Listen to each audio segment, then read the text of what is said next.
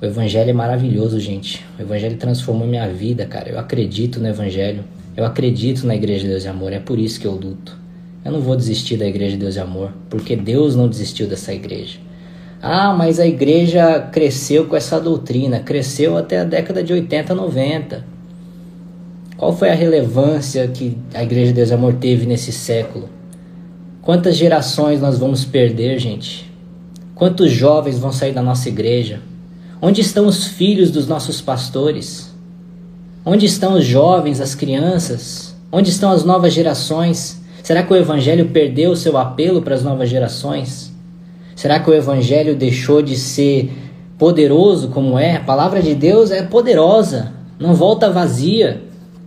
Mas tudo que a gente está falando no meio da nossa igreja é cabelo, saia, bigode.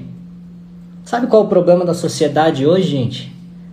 A gente vê drogas, imoralidade sexual, divórcio, destruição da família, marxismo cultural, ideologia de gênero, casamento gay, desigrejados. A gente vê uma apostasia generalizada da sociedade. Eu morei nos Estados Unidos, um país que foi fundamentado no cristianismo. Os Estados Unidos já não é mais um país cristão. Eu fui lá agora em Times Square, eles vendem drogas no meio da rua, legalizado. Esse é o problema da sociedade. A gente está falando de paletó e gravata. A gente está falando de luz nos nossos cultos. A gente está falando de saia, de salto, de sobrancelha. Se existe uma guerra entre a igreja e o mundo, e a gente sabe que existe, a gente não está nem na arena para guerrear. A gente está falando de coisas fúteis. A gente está falando de coisas irrelevantes para o evangelho. O evangelho, a palavra de Deus, é como essa faca de dois gumes que vai lá no fundo da alma e que pode dividir ossos e medula para discernir o coração do ser humano. Quando nós estamos falando do evangelho, nós estamos falando sobre caráter, sobre coração, sobre espírito.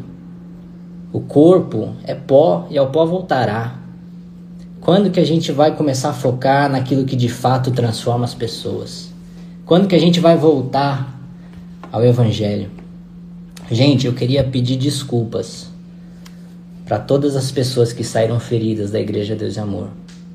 Eu queria pedir desculpas para pessoas que estão hoje depressivas pelos fardos pesados que a nossa cultura impôs sobre elas.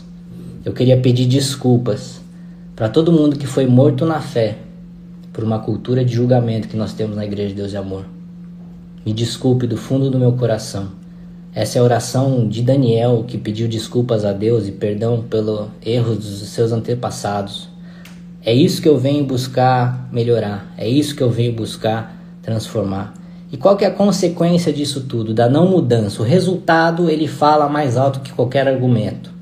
95% da nossa membresia são adultos e idosos. E uma igreja que não tem jovens é uma igreja afadada à morte. Se a gente não mudar, será que existe uma IPDA do futuro? Será que existirá uma Igreja Deus e Amor daqui 30 anos se a gente manter tudo igual? Se a gente, conforme a diretoria se posicionar, nós não vamos mudar e somos assim, se você não quiser, tem outras igrejas que você pode frequentar?